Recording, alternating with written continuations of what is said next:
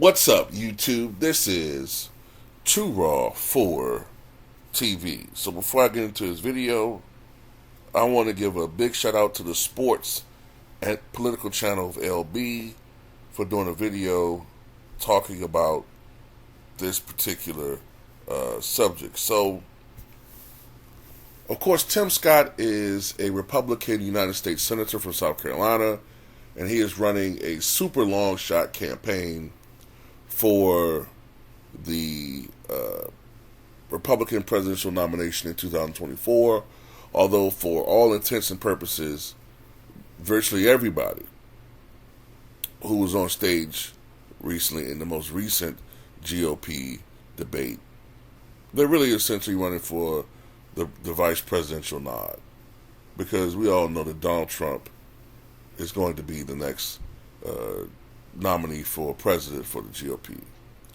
But Tim Scott doesn't really, to me, have any shot in hell. He doesn't even have a snowball's shot in hell. Or actually, I should say he has less than a snowball's chance in hell, I should say, of being even the VP nominee.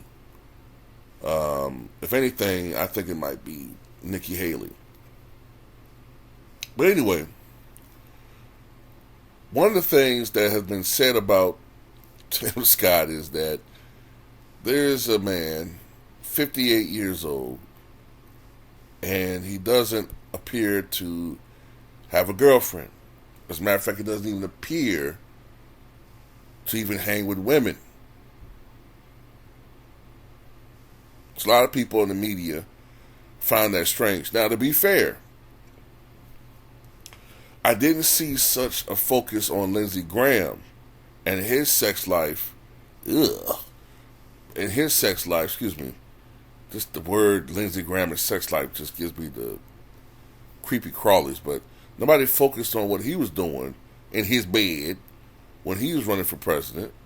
And also, to show you the left-wing media's bias, why nobody give a fuck about the fact that Cory Booker was single? Now, ultimately, it came out that he was dating Rosario Dawson for a while, supposedly.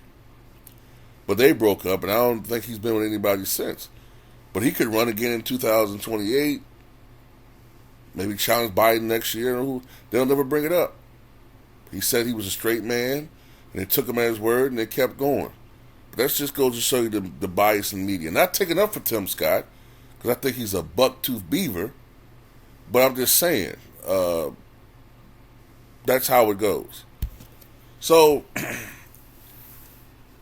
I believe it was the culmination of this recent debate that Tim Scott introduced his supposed girlfriend named Mindy Nosh, or Nosh, or Noshe, or whatever it's called, how you pronounce it. After a year of saying he had a, quote, mystery girlfriend in South Carolina. She's a 47-year-old, I believe it's a 47-year-old, what is her job title? I just saw it. I think she's a home renovator and a mother. And, yeah, she looks exactly how you expect for someone like Tim Scott to claim he has a girlfriend.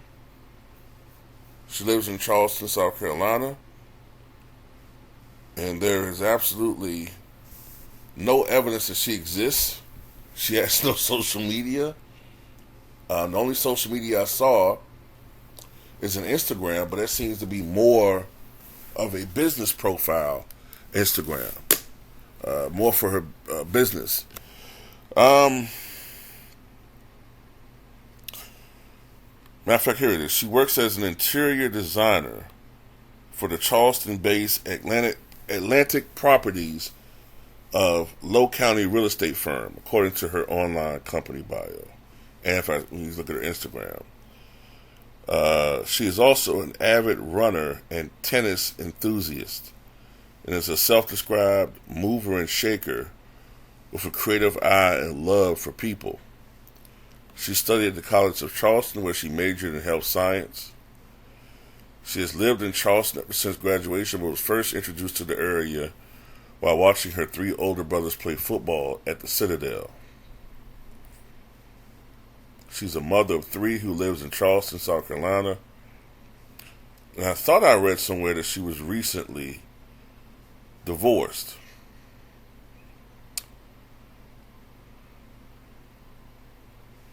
Don't know if that's true or not. Avid runner and tennis enthusiast. Well, I don't know if Tim Scott's been engaging in those types of activities. I'm not saying he's fat, but Tim Scott looks like he's more of a, Tim Scott looks like he's more of a Monopoly and goddamn, checkers guy. I don't really think that he's out and about running back and forth. He might have people running back and forth to give him, deliveries from Taco Bell or something like that. But I don't know, man. Look, say that she's, his girlfriend. Fine, that's okay. I just don't see it. I don't know. I just don't see it, man.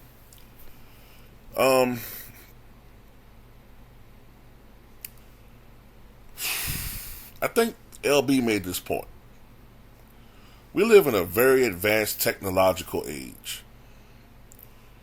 You would think, after all the speculation, because you gotta remember, Tim Scott has had donors. And I mean donors. I'm not talking about like a $5, $10, $100 to his campaign. I mean people that have donated significant money to his campaign. And he wants people to donate to his campaign.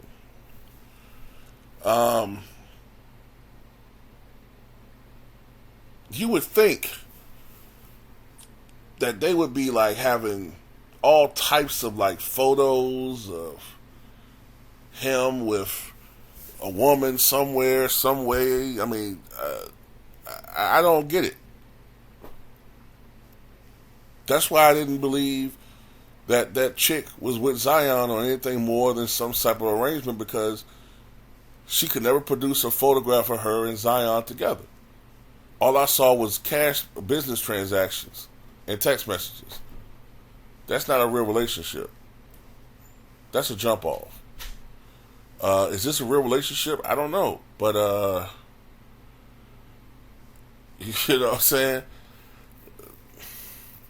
I have my theories about what this is, but, we gotta go off face value. But I'm gonna tell you something else. To be honest with you, it really ain't nobody's business who Tim Scott's dating. It's nobody's business. I don't really care.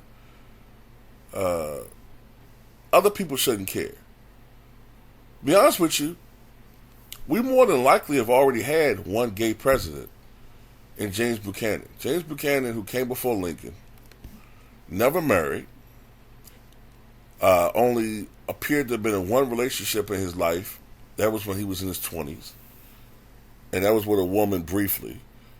Lived with a man for decades. For decades. Never seemed to have dated women or showed interest in women. But he wrote a lot of letters that looked like love letters to a man by the name of William Rufus King, who was briefly the Vice President of the United States under Franklin K. Pierce, who was ironically James Buchanan's predecessor. Rufus King and James Buchanan lived together for many, many years, and they were often referred to as two Nancys, which was a derogatory term back in the 19th century. So you do your own research if you choose to, and you'll see what I'm talking about. So look, I don't know what's going on with Tim Scott. There's many other reasons why I wouldn't support him. And it's going to be other reasons why people are going to come to the realization that they're not going to vote for him. That was just another excuse. And it kind of reminds me of all those people that kept getting on Barack Obama about him not being a real American and they forced him to produce his birth certificate, which was ridiculous. But the pressure got to him, and he showed his birth certificate. So the pressure got to Tim Scott that he produced his girlfriend, right? And it's still not going to support you, Nick. Brother. That was so insincere. They're still not going to support you, man. So, that's all I got to say about it.